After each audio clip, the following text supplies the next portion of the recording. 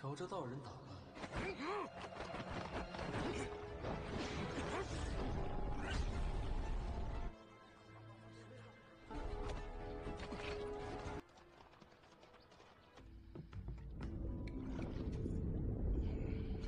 Halo, selamat datang di Aksa Movie 21. Semoga kalian dalam keadaan baik dan dimudahkan segala urusannya.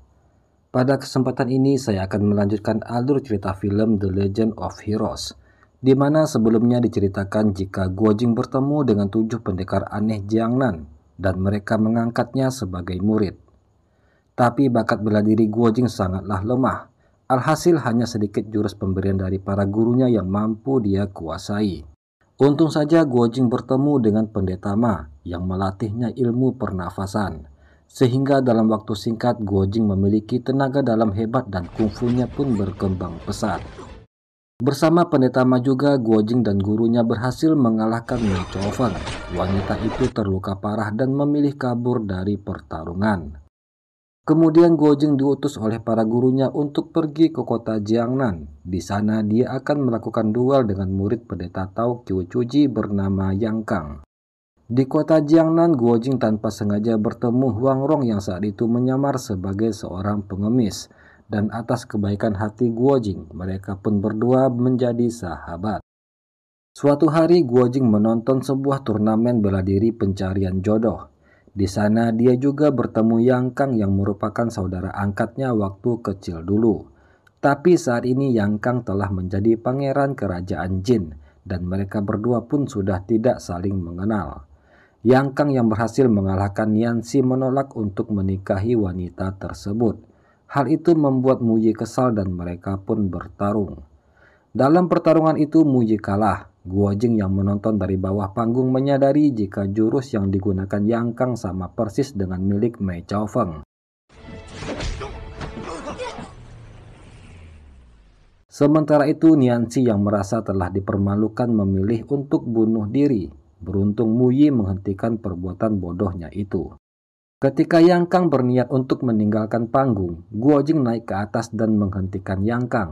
Dengan tegas dia mengatakan jika apa yang dilakukannya Yang Kang salah. Guo Jing berkata jika Yang Kang harus menikahi Nianxi atau dia mengembalikan sepatu gadis tersebut. Alih-alih menyerahkan sepatu Nianxi, tanpa diduga Yang Kang menyerang Guo Jing. Perbuatannya itu membuat Guo Jing sangat marah, namun Mu Yi menahan Guo Jing agar tidak meladeni pemuda sombong tersebut. Yang Kang yang merasa ilmu bela dirinya di atas Guo Jing semakin sombong. Dia bahkan berani menghina guru Guo Jing. Sehingga Guo Jing pun tidak bisa lagi menahan diri dan mereka pun akhirnya bertarung.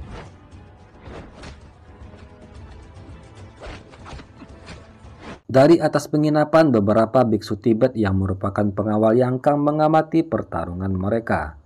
Biksu Peng mengusulkan untuk membantu Yang Kang menyingkirkan Guo Jing. Tapi pemimpin mereka bernama Biksu Lingzi melihat jika ilmu bela diri Guo Jing jauh di bawah Yang Kang. Yang Kang saat ini hanya mempermainkan bocah tersebut. Dua biksu lain bernama Tong Hai dan Biksu Ziweng tertawa melihat Guo Jing kewalahan menghadapi Yang Kang. Mu Yi menghampiri Guo Jing yang sudah terluka. Dia mengajak Guo Jing meninggalkan tempat tersebut dan tidak perlu lagi bertarung. Namun Guo Jing masih tidak terima dengan kelakuan Yang Kang. Dia kembali menghadang pria tersebut dan memintanya untuk mengembalikan sepatu Nianxi. Yang Kang yang lagi-lagi dihalangi oleh Guo Jing sangat marah. Dia pun lalu menyerang Guo Jing dan berniat menghabisi pemuda tersebut.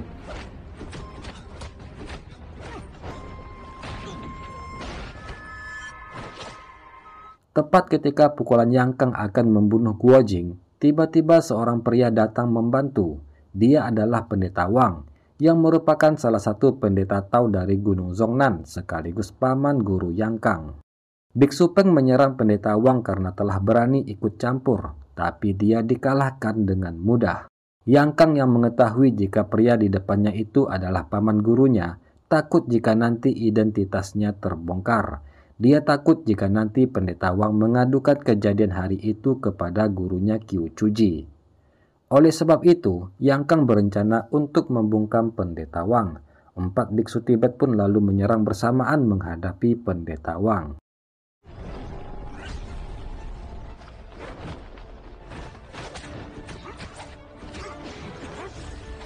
Di tengah pertarungan mereka tersebut, permaisuri Raja Jing yang juga ibunya Yang Kang datang. Pendeta Wang yang tidak ingin masalah menjadi semakin runyam lalu membawa Guo Jing pergi meninggalkan tempat tersebut. Permaisuri menasehati Yang Kang agar tidak selalu membuat keributan. Dia mengajak putranya itu pulang ke kediaman mereka.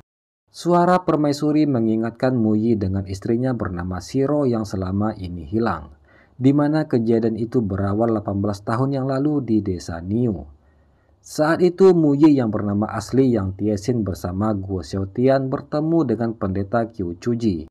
Mereka sama-sama para pejuang yang sangat tidak menyukai ketidakadilan pemerintahan Raja Jin.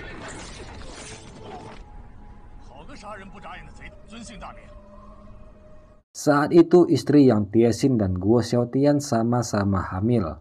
Mereka meminta pendeta Qiu Chuji memberikan nama untuk anak-anak mereka tersebut. Pendeta Chuji pun lalu menamai anak Guo Xiaotian dengan nama Guo Jing dan Yang Kang untuk anak Yang Tiesin. Pendeta Chuji juga memberikan 2 bilah pisau kepada 2 calon bayi mereka tersebut.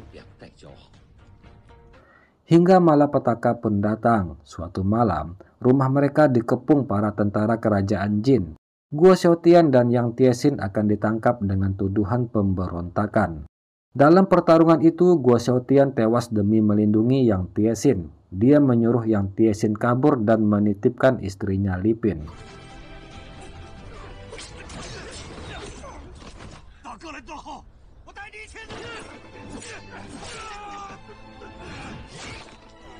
Yang Tiesin menyuruh istrinya kabur dengan sebuah kuda. Sementara dia berencana pergi menyelamatkan istri Guo Xiaotian.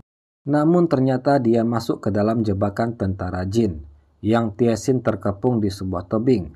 Anak panah tentara musuh mengenai tubuhnya dan terjatuh ke dasar jurang. Tapi Yang Tiesin berhasil selamat demi berkumpul kembali dengan istrinya. Untuk menghindari kejaran tentara Jin, Yang Tiesin pun mengganti namanya dengan Mu Yi.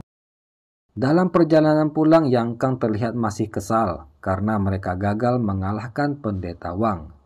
Tapi Biksu Lingzi berkata, walaupun Pendeta Wang terlihat unggul, tapi sebenarnya saat ini keadaannya juga tidak lebih baik. Dan benar saja, di tempat lain Pendeta Wang ternyata terluka parah akibat terkena serangan tapak beracun milik Biksu Lingzi.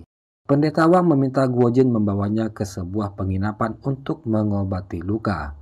Namun dalam perjalanan, sekelompok bandit kampung menghadang mereka. Para bandit itu berencana menangkap mereka berdua untuk diserahkan kepada Yang Kang demi mendapatkan hadiah dari Pangeran Jin tersebut. Untung saja saat itu Huang Rong datang membantu menghadapi para bandit, sehingga Guo Jing pun bisa segera pergi dari sana.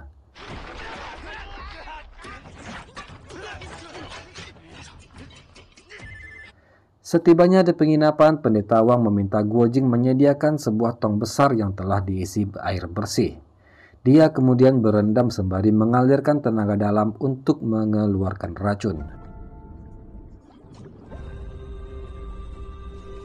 Meskipun saat ini nyawa Pendeta Wang sudah tidak terancam lagi, tapi masih ada sisa racun di dalam tubuhnya. Apabila dalam waktu 24 jam racun tersebut tidak berhasil dikeluarkan, maka kemungkinan Pendeta Wang akan menjadi cacat seumur hidup. Dia lalu menuliskan sebuah resep obat di sebuah kertas dan meminta Guo Jing pergi membelinya. Setelah mendapatkan resep dari Pendeta Wang, Guo Jing pun segera bergegas ke toko obat untuk menebus bahan obat tersebut. Tapi sepertinya orang-orang kediaman Zhao telah mengetahui penyakit yang diderita Pendeta Wang. Atas perintah Yang Kang, semua obat yang mereka butuhkan telah terjual habis di pasaran. Guo Jing sudah memasuki semua toko obat di kota Jiangnan, namun tidak satupun di kota tersebut yang menyediakan obat karena sudah habis terjual. Sehingga Guo Jing pun kembali ke penginapan dengan tangan kosong. Dia sangat merasa bersalah kepada Pendeta Wang.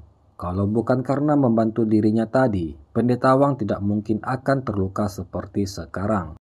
Mendengar perkataan Guojing, Pendeta Wang tersenyum. Sekarang dia mengetahui jika apa yang dikatakan Pendeta Ma memang benar. Jika Guojing adalah seorang pemuda jujur dan bertanggung jawab. Pendeta Wang juga rela jika kali ini harus meninggal karena telah membantu Guojing. Kemudian seorang pelayan penginapan datang membawa sebuah surat. Surat itu dari Huang Rong yang mengajak Guojing bertemu di sebuah danau. Guojing pun lalu berkata kepada Pendeta Wang jika kemungkinan Huang Rong mampu memberikan solusi dan mereka bisa mendapatkan obat yang dibutuhkan. Pendeta Wang meminta Guojing untuk berhati-hati. Dia tahu jika ilmu bela diri Huang Rong jauh di atas Guojing. Pendeta Wang juga tahu jika Huang Rong sebenarnya adalah seorang wanita. Mendengar perkataan Pendeta Wang, Guojing pun hanya tersenyum. Dia yakin dan percaya jika Huang Rong tidak mungkin akan mencelakai dirinya. Dan setelah itu Guojing pun segera pamit. Tidak lupa sebelum pergi, Guojing membeli beberapa kudapan buat Huang Rong. Setibanya di hutan tepi danau, Guojing melihat 4 bandit sebelumnya sedang terikat di pohon. Yang sepertinya ini adalah ulah dari Huang Rong. Para bandit itu meminta Guojing melepaskan mereka, tapi tentu saja Guojing menolak. Apalagi bandit-bandit itu meminta tolong dengan cara yang tidak sopan. Kemudian dari arah danau terdengar suara Huang Rong memanggil Guojing. Guojing pun segera bergegas menghampiri suara tersebut. Namun alangkah kagetnya ketika mengetahui jika Huang Rong yang selama ini dia kenal adalah seorang gadis cantik. Huang Rong yang melihat Guojing kebingungan tersenyum manis. Dia lalu meminta pemuda tersebut naik ke atas perahu. Kepada Huang Rong, Guojing menceritakan masalahnya, di mana dia harus segera mendapatkan obat buat Pendeta Wang. Karena jika dalam waktu 24 jam Pendeta Wang tidak mendapatkan penawarnya, maka kemungkinan dia akan cacat seumur hidup. Tapi semua obat yang dia butuhkan telah diborong habis oleh orang-orang suruhan Yang Kang. Mendengar cerita Guojing, Huang Rong pun punya sebuah cara. Tapi sebelum itu, dia meminta Guojing menemaninya dulu. Huang Rong meyakinkan Guojing agar tidak perlu khawatir. Dia menjamin jika nanti Guojing pasti akan mendapatkan obat penawar yang dibutuhkan. Mendengar perkataan Huang Rong, Guojing pun sedikit tenang. Dia lalu mengeluarkan kudapan yang dibelinya tadi. Walaupun kudapan itu telah hancur, Huang Rong tetap merasa sangat terharu dan melarang Guojing membuangnya.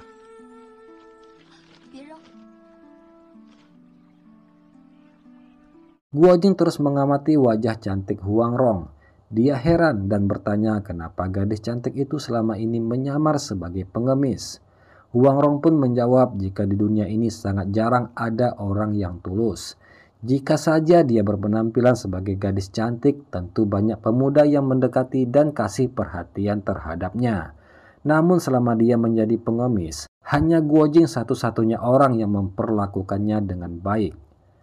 Hal itu membuat Huang Rong memutuskan ingin mengikuti Guojing selamanya. Dikarenakan semua bahan obat telah diborong oleh Yang Kang, maka satu-satunya cara saat ini adalah mereka harus mencurinya langsung dari kediaman bocah itu. Malam harinya Guojing dan Huang Rong pergi ke kediaman Zhao untuk mencuri bahan obat. Setibanya di sana, mereka berdua mendengar percakapan penjaga istana jika Yang Kang juga telah memenjarakan seorang gadis cantik. Guojing dan Huang Rong penasaran siapa gadis cantik yang dimaksud. Mereka berdua pun lalu mengikuti penjaga itu secara diam-diam. Yang ternyata gadis cantik yang dibicarakan penjaga tadi adalah Nianxi. Dia dipenjara bersama ayahnya oleh Yang Kang. Di sana juga ada Yang Kang yang melihat keadaan mereka. Yang Kang mengatakan jika sebenarnya dia menyukai Nianxi. Hanya saja statusnya sebagai putra mahkota membuatnya tidak mungkin menikahi Nianxi sekarang. Oleh sebab itu, Yang Kang sengaja mengurung mereka berdua di sana sembari menyembuhkan luka. Dan setelah luka mereka sembuh nanti, Nianxi bisa kembali ke desa. Yang Kang berjanji jika nanti dia telah naik tahta menjadi raja, dia akan datang melamar Nianxi sebagai istri. Tapi Muyi sama sekali tidak mempercayai perkataan Yang Kang tersebut. Dia meminta Yang Kang membawa ibunya sebagai jaminan. Mendengar jawaban Muyi, Yang Kang pun tidak bisa berbuat apa-apa. Dia pun lalu meninggalkan penjara dengan perasaan kesal. Di luar penjara, dua orang pelayan telah menunggu Yang Kang dengan membawa seekor kelinci. Yang Kang lalu mematahkan kaki kelinci tersebut dan membawanya pergi. Guo Jing dan Huang Rong yang dari tadi mengikuti Yang Kang merasa heran dengan apa yang dilakukan oleh pemuda sombong tersebut.